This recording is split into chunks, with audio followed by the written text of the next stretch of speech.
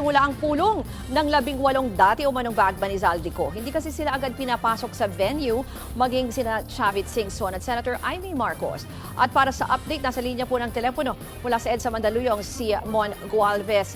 Mon, ano nang sitwasyon ngayon? Nakapasok na ba sila? Natuloy ba yung pulong? Kasi nung una sabi parang hearing dapat yan ng Blue Ribbon Committee ng Cayetano Block. Yes, Ruth, matapos ang tensyonadong sitwasyon kanina, piniyagan na ang lahat ng participants, resource person, maging mga media at vloggers dito sa isang events place sa Mandaluyong.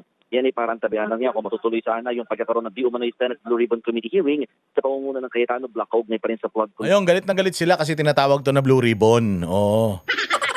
O sige, wag na natin tawagin tong Blue Ribbon dahil wala naman senador na nagpunta rito kasi hinarang nyo nga. O, hindi naman natuloy dahil nga yung grupo ni Alan Peter Cayetano yung nagpunta dyan sa Supreme Court at gumawa sila magdamag ng kanilang pleadings para diyan sa sa kanilang isasampang clarificatory clarification at reklamo dyan sa Supreme Court. So, dahil pinipigilan ito, dahil ganito na yung sitwasyon dito, so halos hindi natuloy ito, pero ang galing pa rin, persistent pa din sila at natuloy pa din ito. So, sige, hindi na to Blue Ribbon Committee, o hindi na to, presscon ito. Pero, dito sa presscon na ito, ang daming mga lumutang. At kung meron pa kayong Blue Ribbon hearing na gaganapin, at hindi nyo iimbitahin tong mga to para ipaulit lahat ng sinasabi nila dyan sa forum na yan, yung meeting na yan, kung anong tawag dyan, get together, eyeball, kung anong tawag nyo dyan, presscon. Kapag hindi nyo pa rin pinatawag tong mga to at nag-conduct kayo ng panibagong hearing para yung mga pinagsasabi nila dito ay i-debunk lang, wag nyo nang ituloy. Kasi nakakahiya kayo. O siguro it's about time sa dami ng mga sinabi netong mga itong mga whistleblower na to. Tawagin lang natin silang whistleblower. Sa dami ng kanilang mga revelasyon dito, dapat karapat-dapat na ipatawag nyo sila dyan para malaman natin nagsasabi ba sila ng totoo o hindi, ma-scrutinize ninyo. Pero kapag nagkaroon kayo ulit ng Blue Ribbon Committee at hindi nyo na naman pinatawag itong mga to or ipatawag nyo tapos ikukulong nyo dyan sa Senado, putsang inang yan, halatang halata na talaga kayo. Oo, wala na talaga kayong may tatago rito, mga bossing. Throw scandal. Pero walang dumating na mga senador hanggang sa mga oras na ito, kaya naman nagsagawa na lamang ng press conference sina former Congressman Mike Defensor. Ayun klaro.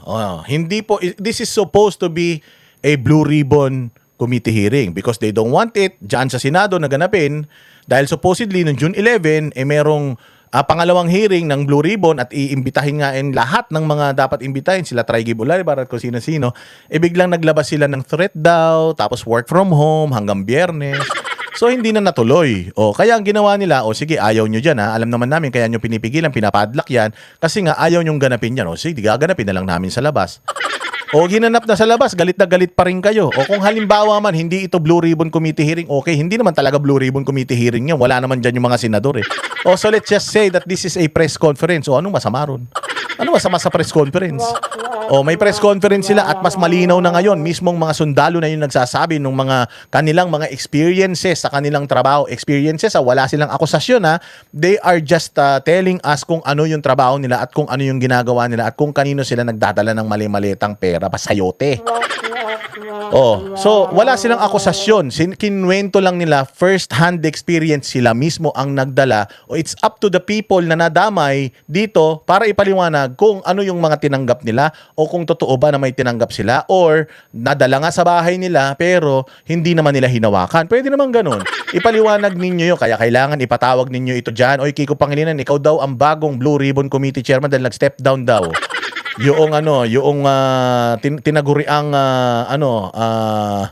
virgin sa Senado na si Erwin Tulfo. Virgin pa siguro sa matayan.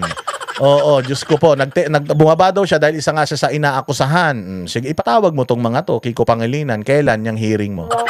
Kailan? Bukas may special session may special session bukas at sa special session na yan bukas baka makuha na nila yung majority, baka may mga lumipat na o lalong-lalo na may mga lumabas pang mga pangalan dito, baka lumipat na talaga sila ng tuluyan diyan sa kampo ni Gatchalian at mai-finalize na nila o ma-legalize na nila yung pagiging Senate President ni Gatchalian. Sabi nga ni Cayetano, okay man lang sa akin yun. Gusto mo, ikaw na may-ari Wala mang problema yun kasi kung yun ang nakasaad sa batas yan, kung gagawin nyo, susunod kayo sa batas at makukuha nyo yung posisyon, edi sa inyo na. Pero request ko lang, wag nyo nang alisin sa amin yung Blue Ribbon Committee. Wala na. Tinanggal na. Una nga nilang tinanggal yun eh.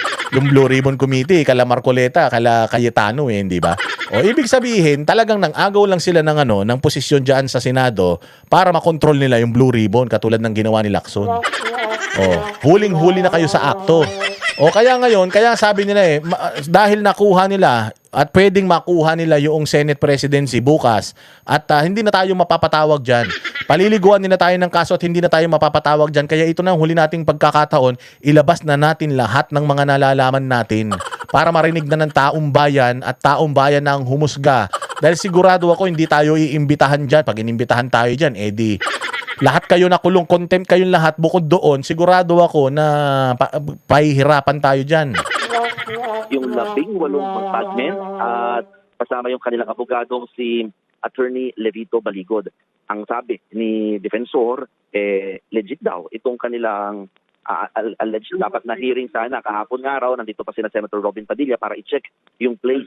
Ang sinasabi kasi nila, baka ito na raw ang huling pagkakataon na makapagsalita ang 18 ex-Marines patungkol sa kanilang mga isinisiwalat sa mga mali-maletang pera di umano na may kaugnayan sa flood control scandal. Yan ay lalo't bukas, inaasahan yung special session ng Senado at maaaring magkapalitan na. They tried. Nagpunta si Robin. Si Robin nag-ocular pa daw. Si Amy Marcos nagpunta.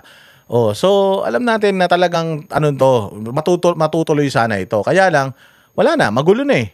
Tapos kinakalat na ng mainstream media. Tingnan mo kung gaano katarantado mainstream media. Hindi pa man nagsisimula, ikinakalat na nila, Bilyonaryo, News 5, GMA, ikinakalat na nila na hindi tuloy. Hindi tuloy. Natuloy kanina. Hindi nga lang natuloy yung Blue Ribbon, pero natuloy yung press con kanina kasi wala na nakapuntang senador dahil busy yung mga senador magsampa ng kaso sa Supreme Court and at the same time, hindi na nga pinapasok itong si Chavit Singson halos kanina, tsaka ito si Amy Marcos, senador to Hindi pa nila pinapasok. Pero dahil talagang hindi nagpapigil, taas ang kamay natin kay Mike Defensor, sa mga organizers nito, sa mga 18 Marines na kahit pahirapan, itinuloy nila because this may be or this can be the last chance para sa kanila na makapagsalita. Di natin alam anong pwede mangyari sa kanila. Ikulong na sila, patayin sila or anything. Maraming pwedeng mangyari sa kanila kaya ginawa na nila ang lahat para mailabas na nila yung dapat ilabas.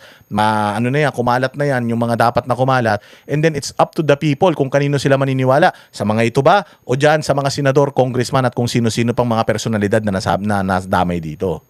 Ng leadership technically and formally sa Blue Ribbon Committee. At wala doon silang ibang gusto kundi sabihin lamang yung patungkol sa delivery ng pera. Kanina, sinabi ni Attorney Levito Baligod na mula 18, nadagdagan ng 4 ang kanilang mga ex-Marines o mga bagmen. So total of 22 na ito at ang ilan sa mga nabanggit at paulit-ulit na sinabi na pagdeliveran nila ng mali-malitang pera ay kaya pa rin ng dati. Si former Speaker Martin Romualdez, nabanggit ulit ang pangalan ni Senator Erwin Tulfo, maging si COMELEC Chairman George Garcia. Nasabi rin ang pangalan ni Secretary Amena Pangandaman at nabanggit din ulit yung pag-security escort nila sa mga ICC officials ng sila'y bumisita dito sa Pilipinas. Sa mga oras na ito, pinapakita ng grupo ni na Defensor at ng mga 22 ex-Marines or bagmen yung mga larawan ng kanilang paraan ng pag-deliver ng mga mali-malitang pera at kung saan pa ito pinadala. Nabanggit din yung pangalan ni Senator Cheese Escudero na dinalhan din nila ng pera at so far yun yung mga narinig natin kanina na mga bago na binabanggit dito sa area. Ruth? Mon, yung kanina lang muna nung nagsimula kasi nagkaroon ng tensyon, anong sinasabi siya? Bakit sila nung una ay hindi pala pinapasok kanina? Oo, kanina kasi Ruth, bago mag-alas 10 na umaga, which is yung expected talagang schedule nitong initially Blue Ribbon Committee hearing under Cayetano Block, nagkaroon ng tension sa labas. So yung security ng events place ang desisyon, wala papasok sa loob. Even yung mga senador, si Senator Amy Marcos, hindi pinayagan, si former Ilocos Sur Governor Chavit Singson, hindi pinayagan, lahat ng media at vloggers talagang hindi pinapasok sa area. And then afterwards, naglabas nga ng statement ang events place na sinasabi na canceled na ang activity na unang request ng grupo and then binura after an hour yung naturang post dahil patuloy pala yung negosasyon. Kaya naman after 4 hours talagang unti-unti nang pinapasok lahat ng mga kawani ng media na naghintay sa labas ng events place at yung mga resource person maging si Governor Chavit Singson ay bumalik dito sa lugar. Ruth. Mon, may pinapakita tayo ditong video ng mga maleta. Ang daming maleta. Ano daw yan? Ito raw yung mga Sayote. Sayote yan. Sabi nila, sayote daw yan. Putang ina niya. Binibilang pang ganyan kung sayote yan. Dalawa lang yan. Kung hindi ginto yan, Pera yan. Putya, para bilang-bilangin na ganyan. May inventaryo. Alam naman laman yan. Jackstone, ganun. O kaya suklay. Tangina niyan. Nagawin yung tanga yung mga tao eh. Sige. Paano nyo nasabing pera yan?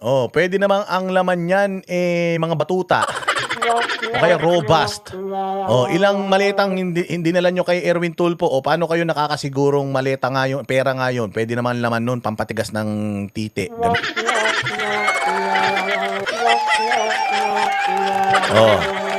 Diba? Pwede naman ganun. Bakit bakit nyo sasabihin pera yan? Pero sabi nga nila, anak ng tinapay naman. Kung halimbawa, isang maletang robust yan. 5 maletang robust. Putya, paano naman iuubusin ni Erwin Tulfo yan? Kahit naman siguro gano'n siya kalibog, hindi niya kayang ubusin lahat yan. Sigurado ako, importante yung laman yan. Kung hindi kwintas, mga singsing, ganyan, diamante. Kung ginto naman ilalagay mo dyan, putya, hindi pwede, magigiba talaga yan. Kung gintong ilalagay mo dyan, wala.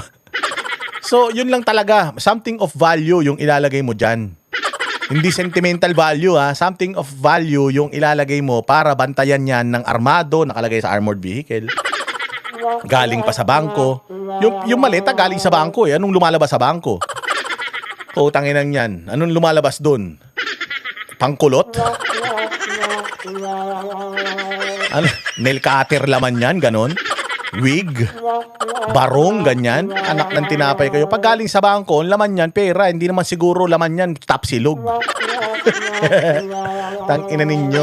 Wala na kayong lusot dito. Ayan may video. At yung yung hallway na yan, kinonfirm ni Amy Marcos, putyang ina, sa bahay ni Martin yan, nakapunta na daw siya dyan. Definitely, totoo yung sinasabi nitong mga ito na talagang mali-malitang pera yan, nilagay nila dyan. Galing ba sa nakaw yan? Malay nila. Hindi nila alam. They just assume galing sa nakaw yan dahil galing mismo sa kanilang amo. Nung nagsalita yung kanilang amo, nag-video yung kanilang amo si Zaldico, inamin niya na galing sa galing sa DPWH to, galing ito sa mga proyekto. Kaya sabi na, anak ng totsa, yung dinideliver pala natin galing sa nakaw, di sana ninakaw na lang din natin. Siguro ganun ang inisip nito. Miski ako tangina, galing pa na sa nakaw yung mano ba naman nakawin natin? Limbawa, kinuha ko yung 5 milyon. Ba't kulang to 5 milyon? Tangina, galing naman sa nakaw yan, ninakawan din namin. Magnanakaw naman kayo, di kinuha din namin yung iba. Kayo lang masaya? Bigat-bigat nito? Ang ina niya, nagbibigay ng tip pa 1,000, pa 3,000, mga walang hiya kayo. Ang lalaki nung ninakaw nyo. Itong mga taga-buhat ninyo, di nyo man pakainin na mais, 2-piece chicken. Maletang dinideliver nila mula kay Zaldico papunta sa mga mambabatas na nabanggit natin kanina. Ngayon, sinasabi nila, itong dami ng maleta na ito ay papunta kay dating Speaker Martin Romualdez. Yan ang sinasabi ngayon at dinidescribe ng isa sa mga 22 Tsaka sinabi nila, kilala nila yung naka-blue, kilala nila itong nakaitim. So, mahusay, matindi itong kanilang ebidensya na to. Yung ebidensya kay Inday Sara, wala. Tangina niyan, yung ebidensya kay Inday Sara, putang ina niyan, picture ni Madriaga. Galit na galit sila. Picture lang naman yan, picture lang. Gago pala kayo may picture lang si Inday Sara, may hawak na ganoon, happy birthday Madriaga. Putangin na ninyo, pinapakalat ninyo sa social media, sinasabi nyo, talaga magkakilala sila kasi binabati ng birthday. Paano pala to? Paano pala si Nicolas Torre? Putsang ina, may mga picture pa sa kanila naman solo-solo. Paano pala yung mga picture nila, mga selfie nila dyan sa mga pinagdideliveran nila ng mga pera? Anak ng tinapay kayo. Ginagamit nyo sa mga Duterte, mga picture. Si Pangulong Duterte, may picture kasama yung isang drug lord. Sabi nyo, drug lord na si Pangulong Duterte. Si Alice Guo, may picture lang sa bahay ni Pangulong Duterte. Sinabi nyo, tao ni Pangulong Duterte si Alice Guo. Puro lang din naman kayo picture. Tapos pag pinakitaan kayo ng picture, puta, ayaw nyo tanggapin yung picture. Pukinanginan nyo, gumagalaw pa nga yung picture. Ayan, mga gago kayo. Binibilang pa. Paulit-ulit binibilang. Mga walang hiya kayo. Kung ang laman nito langgam, putangin na, sa tingin nyo, bibilangin nila yan. Tarantado pala kayo or ex-marines na sinasabi. Ruth? Nabanggit ba kung saan yung location or saan kuha yan, yung may mga napakaraming maleta na yan? Ang sinasabi nila, ito ay sa bahay ni Zaldico at i-deliver nga daw kay former House Speaker Martin Romualdez. So, kino-confirm ko lang, Ruth, kung ito ba ay sa kay Zaldico o kay Romualdez na ba? Romualdez, di ka nakikinig. Putaragis kayo, mga media kayo. Ang mamahal ng bayad sa inyo, milyon-milyon. Tapos, hindi nyo alam. Di kayo nakikinig. Yan ang panatero, walang inuurungan. Pag tama palakpakan, pag